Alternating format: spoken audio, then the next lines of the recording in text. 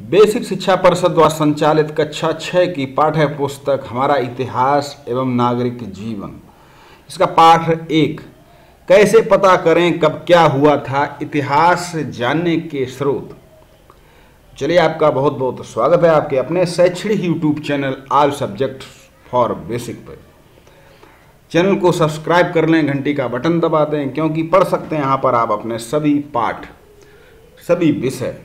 परिवार की पुरानी बातें हम दादा दादी नाना नानी की बातों से जानते हैं। समाचार पत्र, पत्रिका, टीवी और रेडियो से भी हमें जानकारी मिलती है। सोचो, अगर हमें आज से हजारों वर्ष पहले के लोगों के रहन सहन के बारे में जानना हो तो हम कैसे जानेंगे।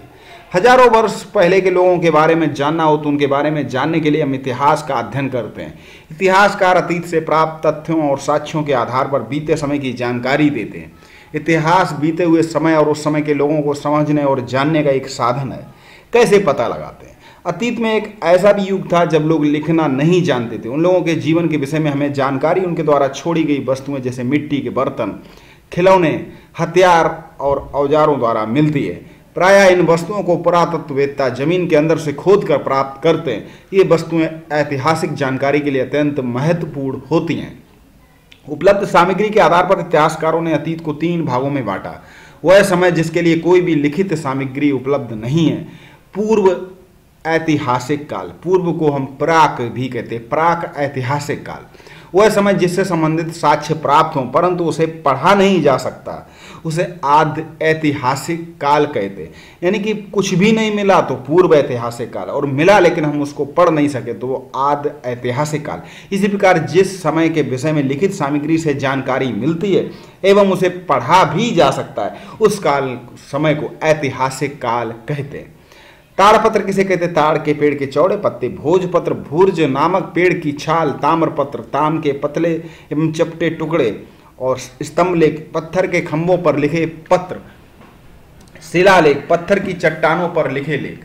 मानव ने जब लिखना शुरू किया तब उसे कागज का ज्ञान नहीं था। वह अपने लेखों को ताड़पत्रों, भोजपत्रों और ताम्रपत्रों पर लिखता था। कभी कभी लेख बड़ी शिलाओं, स्तंभों, पत्थरों की दीवारों, मिट्टी या पत्थर के छोटे छोटे फलकों यानी टुकड़ों पर भी लिखे जाते थे। आधुनिक इतिहास की जानकारी। आधुनिक इतिहास के विषय में हमें जानकारी तात्कालीन लेखों से प्राप्त होती। इतिहास को जानने के स्रोत निम्नलिखित प्रकार हैं। पुरातात्विक स्रोत, तो अभिलेख, ये अशोक के रुम्मनदेही अभिलेख का अंश है। यानी पुरातात्विक स्रोत के अंदर जो लुम्बिनी नेपाल से प्राप्त हुआ है। इस अभिलेख में अशोक ने यह घोषणा की है कि लुम्बिनी के उपज का 8वां भाग कर के रूप में लिया जाएगा। अशोक के अभिलेख पत्थर पर उत्कीर्ण होने के कारण महत्वपूर्ण ऐतिहासिक स्रोत हैं। तो ये महत्वपूर्ण बात है, लुम्बिनी अभिलेख अशोक के द्वारा। आइए इसके कुछ अक्षर पहचाने। ब्राह्मी लिपि, तो इस ब्राह्मी लिपि में से दे और आ और ये गा। अब इसे अभिलेखों से क्या जाना जा सकता? सिक्के एवं मोहरे। सिक्कों से तत्कालीन शासक का न्याय, उसका नाम, उसका समय, सिक्के की बनावट से उस समय की कला तथा धातु से आर्थिक स्थिति की जानकारी प्राप्त होती है। जैसे मिट्टी के सिक्के हैं तो फिर गुप्त शासक कुमार गुप्त प्रथम को इस सिक्के पर घुड़सवारी करते हुए दिखाया गया, जिससे हम कह सकते हैं कि वह एक अच्छे घुड़सवार थे। इस प्रकार सिक्के इतिहास लेखन में महत्वपूर्ण योगदान देते हैं। इस सिक्के को देखकर आप और क्या बता सकते हैं, समझाइए। हड़प्पा कालीन मोहरे मेसोपोटामिया से मिली हैं। इससे प्राप्त होता है कि ज्ञात होता है कि हड़प्पा वासियों का व्यापार मेसोपोटामिया से होता था। धौलीवीरा, तो धौलावीरा हड़प्पा सभ्यता का वह पूरा स्थल गुजरात में स्थित है। यानी कि धौलावीरा, यहाँ से हड़प्पा कालीन नगर निर्माण योजना, जल निकास प्रबंध आदि के साक्ष्य प्राप्त हुए। सारनाथ स्तूप, सारनाथ उत्तर प्रदेश में स्थित इस स्तूप धम्मेक स्तूप का निर्माण मौर्य वंश के शासक अशोक ने कराया था।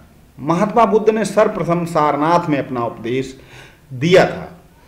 साहित्यिक स्रोत, ताड़पत्रों, भोजपत्रों, ताम्रपत्रों, चमड़े एवं लकड़ी के पट्टों पर निम्नलिखित लेखों के साथ साथ कुछ साहित्यिक ग्रंथों से भी हमें लोगों के रहन सहन, विचारों, खान पान इत्यादियों के बारे में जानकारी प्राप्ति होती है।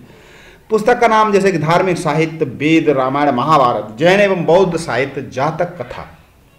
लेखक का नाम वाल्मीकि एवं वेद व्यास, यानी कि रामायण और महाभारत को लिखने वाले।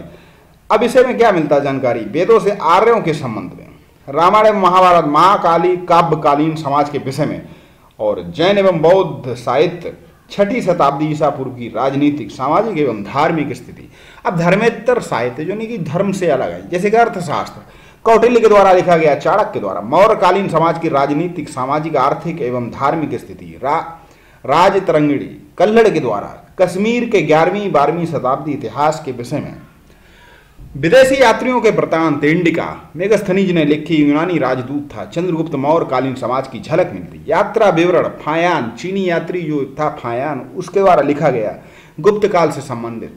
यात्रा विवरण ह्वेनसांग यानी ह्वेनसांग चीनी यात्री था, उनके द्वारा हर्षवर्धन के शासनकाल का विवरण, बहुत ही बुद्धिमान व्यक्ति थे। इस प्रकार पुरातात्विक एवं साहित्यिक दोनों स्रोतों से हमें इतिहास की जानकारी प्राप्त होती है। विदेशी यात्रियों के विवरण से हमें तात्कालीन इतिहास की जानकारी मिलती है। प्राप्त स्रोतों की सहायता से ही इतिहासकार और पुरातत्वविद अतीत का निर्माण करते हैं, पुनर्निर्माण। जी हाँ, इन साक्ष्यों के अनुमान से इतिहासकार इन्हीं स्रोतों से अतीत की कृषि, पशुपालन, कामगार, शिल्प, काम धंधे, व्यापार, नाप तौल, लेन देन, कर आदि के आधार पर आर्थिक स्थिति का वर्णन करते हैं। घर परिवार, स्त्रियों की स्थिति, शिक्षा, रहन सहन, खान पान, वेशभूषा, मनोरंजन, त्योहार, मेले आदि के आधार पर सामाजिक तथा राजा प्रशासन, सुरक्षा एवं सैन्य व्यवस्था के आधार पर राजनैतिक स्थिति जानकारी प्राप्त करते हैं। इसी प्रकार कला, आचार विचार, ज्ञान विज्ञान की मान्यताएं, धार्मिक विश्वास, देवी देवता, पूजा पाठ एवं परंपराओं के आधार पर धार्मिक एवं सांस्कृतिक स्थिति का वर्णन करते हैं। इतिहास हमें मानव की संस्कृति, उनके धर्म, उनकी सामाजिक व्यवस्था को जानने और समझने में सहायता करता है। इतिहास का अध्ययन अतीत से वर्तमान और भविष्य के लिए सबक लेना सिखाता है।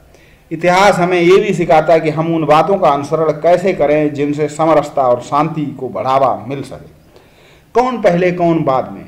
जब पुरातत्वविद किसी स्थान की खुदाई करते हैं तो वे कैसे समझते हैं कि कौन से स्तर पहले के और कौन से बाद के हैं।